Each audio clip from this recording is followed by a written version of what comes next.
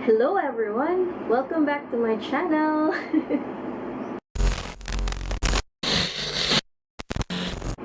So it's been a while, and here's why. Okay, just I am a new mom, and I would like to walk through my experience with you all. So, last February 26, 2021, at 6 in the afternoon, our little bundle of joy went out and see the outside world. Ganito kasi, there's something sa work na pinagbibisihan ko that week. To the point na super stressful and I really don't want to go to work na.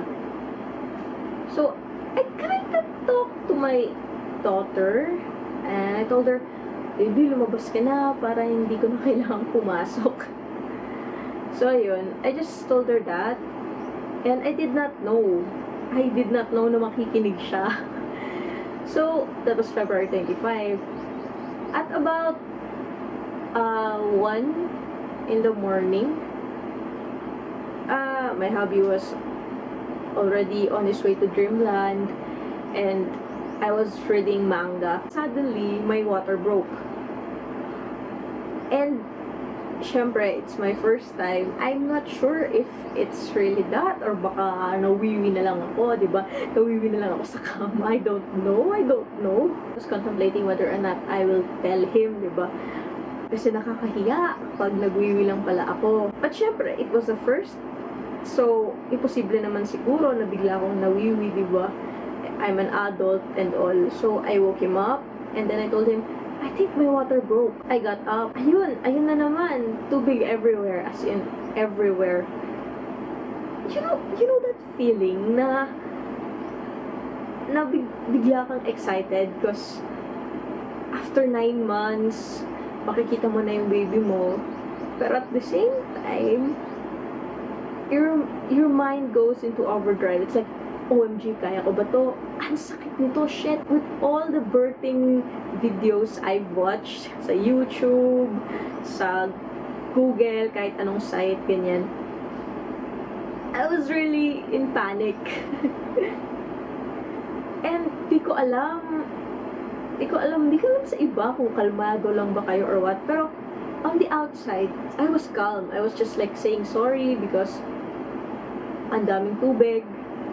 Pero what the funny thing is, everyone in the house went into panic mode. They were like picking things up. They were like getting everything, all the stuff na dapat dalhin sa hospital. And I am really thankful kasi my mom and dad-in-law was doing all that for me. Sa car, so my water continued to flow.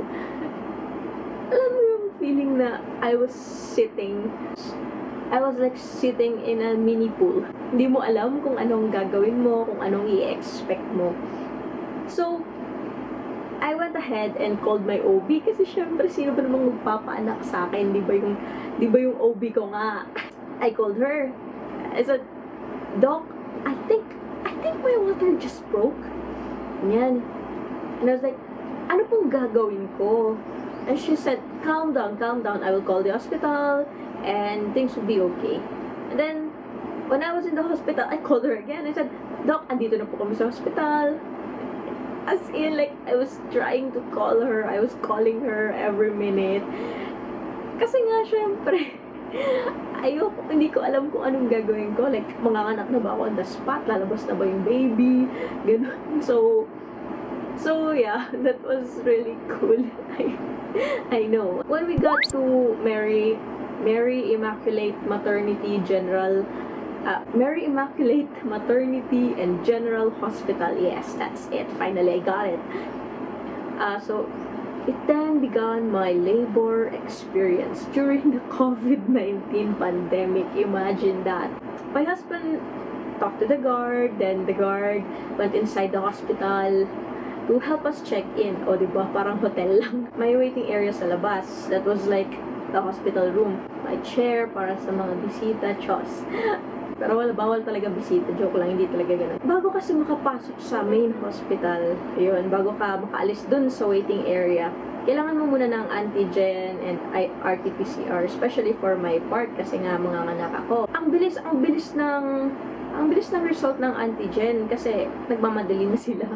Ang bilis ng result, like 20 minutes. But I still needed the RT-PCR. So accordingly, you can take the swab na valid for 2 weeks before ka pumunta ng hospital or if mapapanganak ka na. Pero since I wasn't due yet kasi, I was supposed to swab sa next week pa. But ayun nga, my daughter is really mabait. She listened to me when I said na lumabas ka na, baby. Yes. She's really kind. I really love my daughter. My daughter really loves me. Doon pa lang sa waiting area, they took an IE and 2 centimeters pa lang ako. IE is internal exam. Sakit, girl, ang sakit. Unfortunately, you only get 1 watcher pala inside the hospital. And amazingly, kinaya naman namin. Inside the hospital, they told me that I have to be at least 10 centimeter diluted to give birth normally. Around 10 a.m., 4 centimeters na. So, they gave me this medicine. Accordingly, it was to induce labor. And hell, it was really painful, especially when the contraction started. Like, ang sakit. I tried to breathe in, breathe out every time there was contractions, but it really did not ease the pain. It's really painful. Mga 4 p.m. na, I was still 4 centimeters. 14 hours na. So when they suggested to have a C-section, I immediately said yes. I tell you, I wanted to have a normal delivery kasi syempre the recovery period for normal delivery and C-section is really different. And alam mo yun, body goals. But when you're there, you start worrying about the child. Is she safe or what? So you make up a plan, you throw it all away and choose the safest option na lang. Around 5 plus, they injected me with anesthesia. So I started falling asleep. I felt them carrying me to the emergency room. But I blacked out afterwards. I woke up several times. I remember seeing some light and 2 doctors. So, probably nasa emergency room na ako noon. Pero napaka-blurry niya. As in, the doctors, I cannot see their faces. So, parang blurred. I remember a nurse carrying a baby beside my face. Siguro instinct na lang yun. I smiled.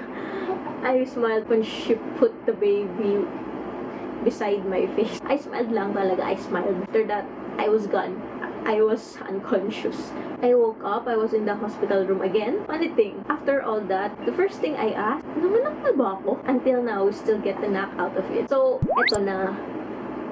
I cannot feel anything. Like, namamanhid pa rin ako from the anesthesia. As in, wala akong maramdaman. Alam mo yun, like, asa na yung mga parte ng katawan ko na, I cannot do anything. I tried to move, and nakikita ko naman, kapag sinasabi ng brain ko na move ko na, nag-move naman yung kamay ko. Pero I cannot feel any nerve. Alam mo yun, I don't know. I don't know kung kagaya kayo na na-experience na yun. So, naiintindihan nyo yung pinagsasabi kong kung ano-ano. There is also a catheter to help me wee. I am using an adult diaper. Cool! I can see my husband going around. I saw our baby too, but I cannot hold her yet. He was going around. The nurse and doctors instructed him what to do. As the baby cried, he went and made her milk. He went to the cashier. He registered her baby's name, he cleaned her poop, etc. As in, I saw him going around a lot. He really didn't get any sleep that night and the following night. But hell, did I love him more that time. So February 27 came. The pedia came to check up on us. She even told us that we're cute as a couple. Diba? Katniel, mahiyakan. So as the anesthesia wore off, I felt that moving even an inch, as in, it was really painful, especially sa downward area. It's like every nerve in my body was really sensitive. Yung kung mula sa 1 to 10, yung sensitivity naging 10 na siya plus 1 times 100. So parang ganun every time I move. But I have to move. Sabi nila, you have to go sideways, left and right to fasten the recovery period. Ganyan. Oh my gosh, I'm dying. Then they asked me to fart, which I did naman, as in I really tried, because they said na it was to check if my insides are okay, kasi nga parang baka nagalaw yung intestine ko and etc. In the afternoon, they removed my catheter. They encouraged me to walk. As in to walk. I tried standing up, but the very moment I stepped into the floor, as in I cried. Ang sakit. I wish I did not do so. My husband so patiently helped me go back to bed. Di ko alam, buti lang hindi siya nasasaktan, no? Kasi ang hawak ko sa kanila talaga. That night, the baby wailed, as in, she was crying every hour. Yes, you were crying every hour. And I know that my husband hasn't gotten any sleep. Sabi ko, why don't we try? Siguro kasi every hour ata umiiyak si baby eh. Umiiyak siya, tapos kakargayan siya ng tatay niya. Tapos every time na ibababa siya, iyak siya. Baby is now playing with her saliva. She's playing with her saliva. Sabi niya, anyway, going back, I told him to put the baby beside me. And when he did, she finally fell asleep. As in, until siguro 3+ hours. Yes, yun ang pinakamatagal na tulog namin. 3+ hours at that time. When we woke up, the nurse came in and took her to take a bath. So, my husband went to take a bath also. When the nurse gets the baby to take a bath, they will take her somewhere na medyo malayo. Funny thing is, I heard her cry. I was not looking forward to standing up, but when I heard her cry while she was taking a bath, I did. It was like magic. I did, and okay, it's naka-crouch, pero it's still I did not know how I did that, but I got up and made her milk. I wanted to at least make sure that when she comes back, she won't cry anymore. I tried sitting down again at the hospital bed and standing up several times until it was bearable. It was still painful. On February 28, I still haven't pooped. My doctor really encouraged me to do so because they are worried whether or not the operation went well. They made me take 2 Dulcolax suppository. It really will make you poop. Like, gosh, I have to poop. Immediately after, like the minute they put it in my yeah, I did not expect that medicine to work that fast. So Monday came, it was already time to bill out. Thanks to PhilHealth, we had a discount of about 10,000 pesos. So we paid 65,200 more or less. As I was carried from the bed to the wheelchair to the car home, I was unraveling a new chapter of my life. Being a mom, it was thanks to my in-laws who ran all the errands outside for us that our stay in the hospital became somewhat smooth despite the pandemic. So yes, it's official. As of February 26, 2021, 6 p.m., I gave birth to a 2.9 kilogram baby girl with 53 inches in length. And I cannot believe I can love something so little. I hope you guys enjoyed this video. Don't forget to press the like button and subscribe to my channel. See you again next time. Bye!